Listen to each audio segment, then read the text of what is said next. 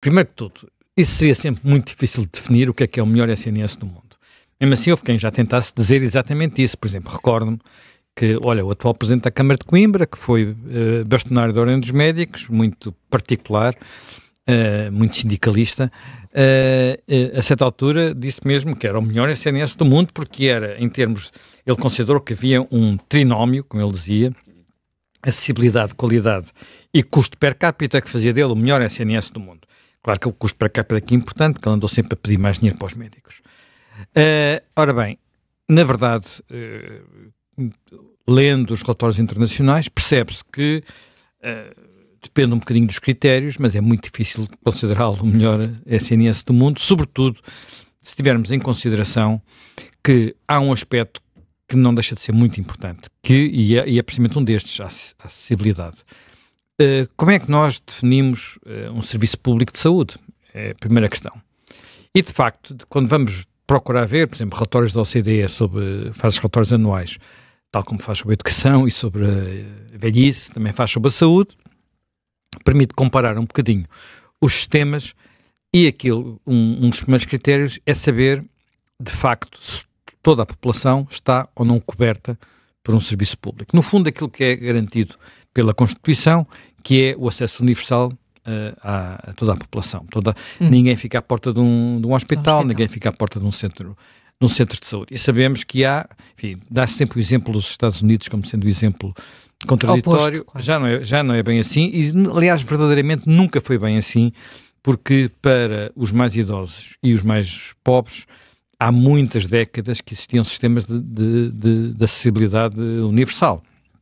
Mas não vamos discutir os Estados Unidos, que é de facto um sistema muito diferente do nosso, em muitos aspectos, mas o critério genérico que é a acessibilidade universal, portanto toda a gente ter garantido que é tratado, esse critério é cumprido praticamente em todos os países da OCDE. Às vezes há ali 1, 2, 3, 5% da população que não tem essa cobertura total, mas de resto todos os países asseguram esse princípio. Mas considerarmos uma outra questão que está bem, e quanto é que as pessoas gastam, como a expressão inglesa é out of the pocket, já falamos aqui algumas vezes disso, que é dinheiro que sai diretamente do seu bolso. Quando vamos para esse critério, só há 2 países na OCDE que gastam mais do que nós. Um é os Estados Unidos e o outro é a Suíça, que de resto, pelos indicadores comparativos, aparece como sendo, tem em muitos aspectos, o melhor de todos, o melhor sistema. Mas independentemente disso, e estamos a falar de 2 países onde o poder de compra das pessoas não tem comparação com o nosso, quer a Suíça, quer os Estados Unidos. Portanto, está bem. Diz lá, Helena, estavas com o microfone desligado. E estava muito longe. Não resistia. O nosso é que não tem comparação com o deles. Nós costumamos fazer as comparações assim. Bem, mas ainda agora a nossa questão, que é a questão de saber se, que é o sistema em si, portanto, o sacrosanto SNS, tal como ele muitas vezes fala dele, o SNS de António Arnaud, vamos lá ver. Nós, quando olhamos para os sistemas, não há verdadeiramente sistemas puros na União Europeia, por exemplo, onde a política de saúde é dos países, não há uma política de saúde europeia, não é? Quer dizer, não há um IVA, por exemplo, como há em toda a Europa, um imposto igual para toda a gente, igual, quer dizer, depois há taxas diferentes, mas a mesma base tributável para toda a gente, não há nada desse género, mas são políticas nacionais. E desse ponto de vista, os modelos dividem-se em 2 grandes categorias, se bem que sejam todos um bocadinho mistos. Essas 2 grandes categorias são os sistemas, a palavra é difícil de dizer, beverigianos e os sistemas bismarckianos. Bismarckianos é fácil de perceber. Estamos a falar de sistemas que vêm de Bismarck, o que quer dizer que vêm do século XIX, o que quer dizer que têm 150 anos, mais ou menos, e que foram sistemas criados pelo chanceler Bismarck, portanto, no tempo do Reich alemão, por exemplo, do primeiro Reich alemão, e, portanto, eram sistemas de seguro social. Basicamente, são as primeiras políticas sociais na Europa, são as de Bismarck, e é um sistema em que o Estado assegura um seguro e depois a prestação dos cuidados pode ser feita quer em serviços públicos, quer em serviços privados. Há uma maior liberdade por parte dos utentes de escolherem os seus serviços, e a prestação é feita de formas muito variadas. Já podemos depois falar um bocadinho melhor disso, como é que ela é paga, como é que esse seguro paga quer aos serviços públicos, quer aos serviços privados. Os sistemas beveridgeanos vêm do nome de um senhor chamado William Beveridge. William Beveridge era um dirigente trabalhista no Reino Unido, que ainda durante a Segunda Guerra Mundial, em 1942, fez um relatório sobre o que era preciso fazer para reformar o sistema de saúde do Reino Unido. E é daí que nasce o famoso NHS, National Health Service, que inspirou o nosso SNS. E aqui a base não há um seguro social, há o Orçamento de Estado, portanto o Orçamento de Estado paga, e a prestação dos serviços são basicamente feitas em unidades públicas, o que quer dizer que os trabalhadores de saúde são funcionários públicos. Portanto, aqui há uma grande diferença, saber se os trabalhadores de saúde são ou não funcionários do Estado, com carreiras únicas e por aí adiante. O NHS no Reino Unido tem um estatuto ainda mais sacrossanto do que em Portugal. O ano passado fez, salvo erro, 75 anos, e houve missa na Catedral de Westminster, em que estiveram presentes o chefe do governo e o chefe da oposição e o arcebispo de Cantuária. Portanto, é mesmo uma coisa santa. É mesmo uma coisa santa. Nós ainda não chegámos ao ponto de ir para a sede de Lisboa rezar a missa ao SNS. E não sei se vamos chegar, enfim, mas também não temos uma igreja nacional como é a igreja anglicana. Mas portanto, é uma verdadeira bandeira. É uma verdadeira bandeira, o que não quer dizer que não esteja com muitos problemas, mesmo tendo há muitos anos um gestor tipo Fernando Araújo. A gente está sempre a copiar, não é? Portanto, um gestor tipo Fernando Araújo, que inclusivamente é independente dos governos e passa de governo para governo, e às vezes é melhor, outras vezes é pior, mas podem durar lá 10 anos, 12 anos à frente do... Enfim, depois aquilo há diferenças, porque é Reino Unido, mas depois há um na Escócia, há um em Gales, um na Irlanda do Norte e outro na Inglaterra. Mas agora não vamos estar a entrar muito em detalhe. A questão central é, de facto, que os sistemas visam garantir o acesso universal sem pedirem o cartão de crédito à entrada no serviço de saúde, não é? Portanto, esse é o princípio. Portanto, pobres e ricos todos têm acesso a serviços de saúde, e este princípio é comum quer aos sistemas que são baseados unicamente na prestação por funcionários públicos, eu vou dizer assim para tornar a coisa mais clara, aos sistemas em que pode haver tanto hospitais públicos como hospitais privados. Por exemplo, o sistema francês tem uma grande componente de bismarckiano, se bem que não é completamente puro, é mais puro, naturalmente, o alemão, ou o holandês, ou outros, ou o belga, por exemplo.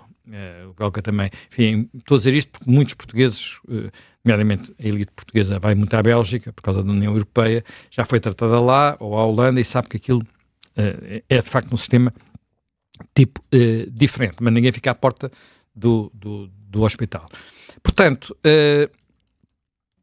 nós temos possibilidade de ter, por exemplo, o sistema espanhol. O sistema espanhol é um sistema que em muitos aspectos é parecido com o nosso, portanto, mas há bastante tempo que tem uma participação do setor privado importante. Por exemplo, aqui há uns anos atrás passou uma legislação que fazia uma coisa que nós não temos, por exemplo, que era um leilão de cuidados de saúde, portanto, um leilão público, portanto, um concurso, que era feito a um preço inferior do custo interno do Serviço Nacional de Saúde, não era apenas para ter um hospital PPP, era também para prestação de outro tipo de cuidados, podem ir desde as análises até às consultas, não é? Portanto, há aqui uma mistura em que o setor público garante a base, digamos assim, mas depois o setor social e o setor privado garantem outro tipo de serviços e no fundo, procura-se, nestes sistemas mistos, otimizar a capacidade instalada. Quer dizer, não estar a repetir, quer dizer, são países até mais ricos do que nós, mas que não têm como objetivo toda a gente ter, por exemplo, vou usar uma coisa, tipo ressonância magnética estar em cada centro de saúde, que é uma coisa que nós também não pedimos, mas que no limite se pode pedir, porque nós queremos tudo em cada esquina, não é? Idealmente queremos tudo em cada esquina, queremos poder ter, nem sair do bairro para ter crianças, para ser curado, para ter tratamento radiológico, essas coisas assim não são possíveis. Mas esta não é a única questão, nós falamos muito disto no que diz respeito, por exemplo, ao financiamento e ao tipo de prestação. Saber se devemos ou não ter sistemas apenas prestados por funcionários públicos, e esse é um dos temas de discussão da campanha eleitoral.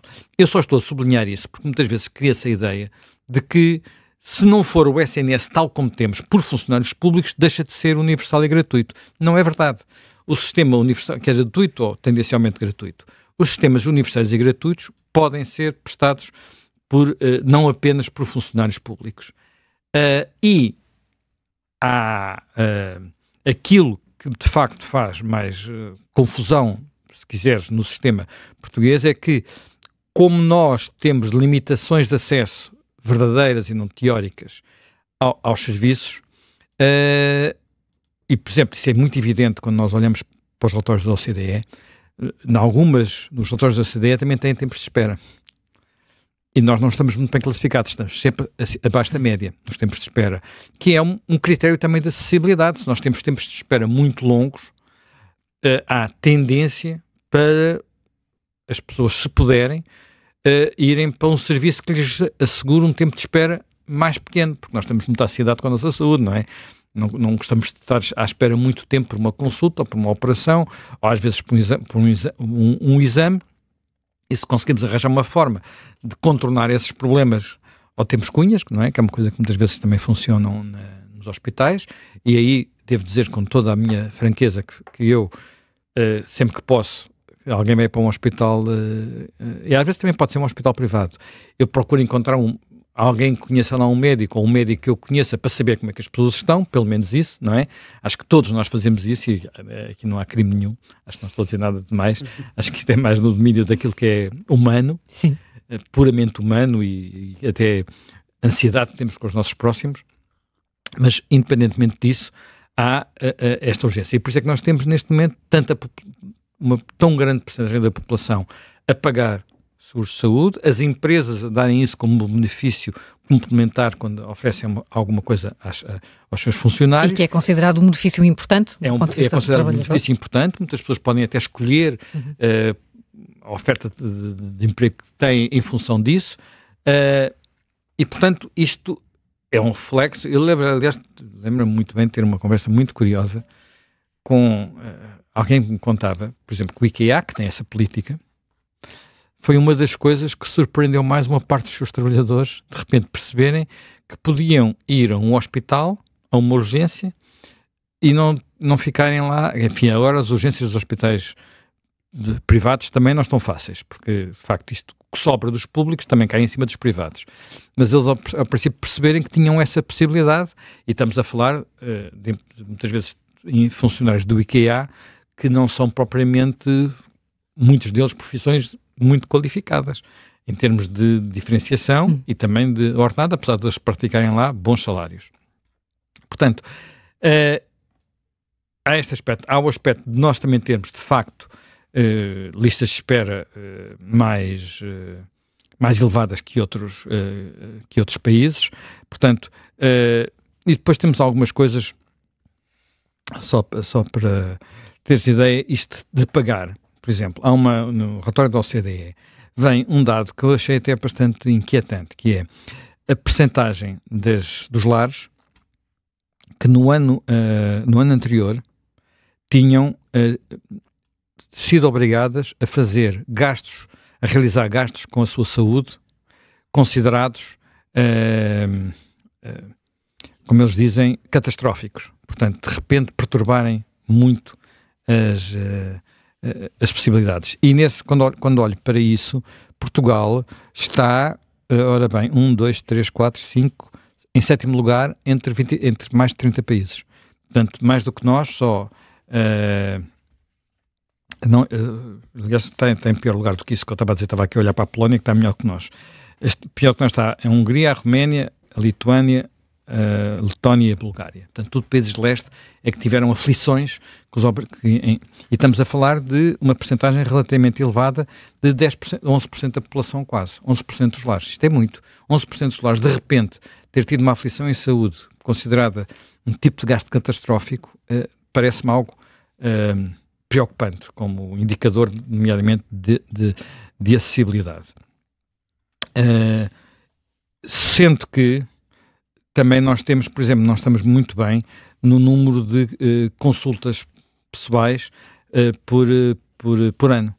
Nós estamos também muito perto do fim, olha, quase a par com os Estados Unidos e a Grécia, e temos um número de consultas por médico, mas eu aqui não sei bem como é que as contas são feitas, porque nós temos muitos médicos que continuam a ser contabilizados e que já estão na reforma.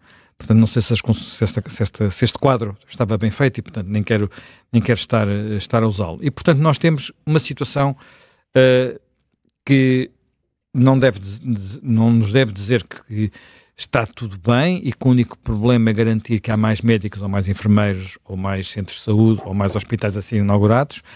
Há coisas que têm que ser equacionadas, porque se há algo que é constante nestes relatórios todos, e há vários da OCDE, europeus e outros, é que há uma evolução no que respeita aos cuidados de saúde que as populações estão a pedir e a exigir. Essa evolução tem colocado pressão sobre praticamente todos os sistemas de saúde, sejam mais 100% públicos ou mais mistos, porque os outros têm pelo menos financiamento público ou financiamento de tipo público. Um seguro social é uma coisa parecida com, não é exatamente sair do Orçamento de Estado, às vezes tem outras formas diferentes, mas é basicamente a mesma coisa, o efeito final é o mesmo.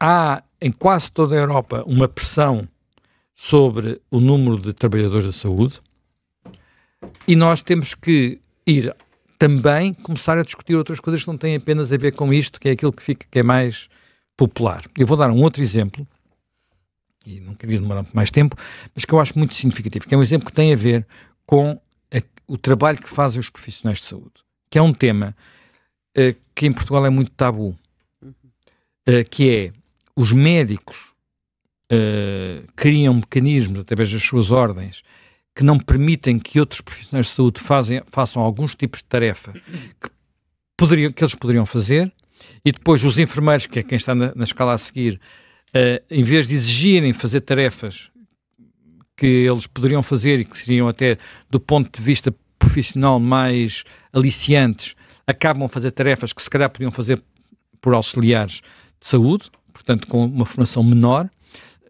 Só para ter uma ideia, os nossos enfermeiros têm um tipo de formação que em termos médios é superior à média europeia, e é por isso que eles, por exemplo, quando vão para o Reino Unido, onde vão muitos, não é? Sabemos que muitos imigram para lá, muito rapidamente se tornam chefes de serviço. Tu enfim, estás a falar quase em quintas, não é? Estás a dar o exemplo, por exemplo, dos partos e da reação que os médicos tiveram à possibilidade dos enfermeiros parteiros poderem fazer parte. Mas eu vou contar uma outra história. Não é só muito evidente, como é mesmo uma abordagem diferente, ou seja, a medicalização da maternidade e do parto não é necessariamente uma boa prática. Exatamente. Eu vou dar um outro exemplo muito diferente desse, mais simples, que as pessoas talvez percebam, e devo dizer, foi-me contada por um antigo governante socialista. Já não é governante, mas é socialista. Portanto, ele aqui há uns tempos esteve na Holanda, que é um país que tem um sistema, bismarckiano, e aconteceu-lhe que, enfim, nos festejos por causa de futebol, caiu-lhe, já não sei se foi uma garrafa de cerveja, assim, uma lata de cerveja em cima da cabeça, e fez aqui um lenhozinho. E aquilo, como é um sítio muito irrigado, começou a deitar muito sangue. E ele foi a um hospital, que é o que nós fazemos em Portugal, não é? Quando temos uma aflição, vamos a um hospital. Chegou ao hospital,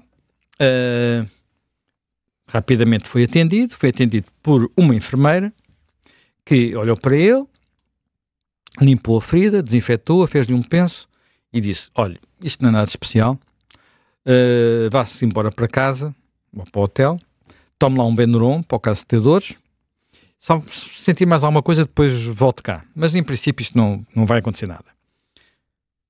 E ele ficou assim, abriu os olhos, mas não me fazem nenhuma radiografia, não há aqui nenhum médico. E, pronto, mas a senhora estava com um ar assim, a holandesa, que é um bocadinho alemã, assim, não, vá-se embora. Ele ia sair do hospital e a cabeça ia latejar, ele voltou para trás. E voltou. Mas olha lá, Não era melhor ser visto por um médico? Já lhe disse, vá-se embora para casa. E ele foi e não aconteceu nada e ficou tudo bem. Epá, isto acontecia em Portugal e se calhar era notícia no dia seguinte nos jornais.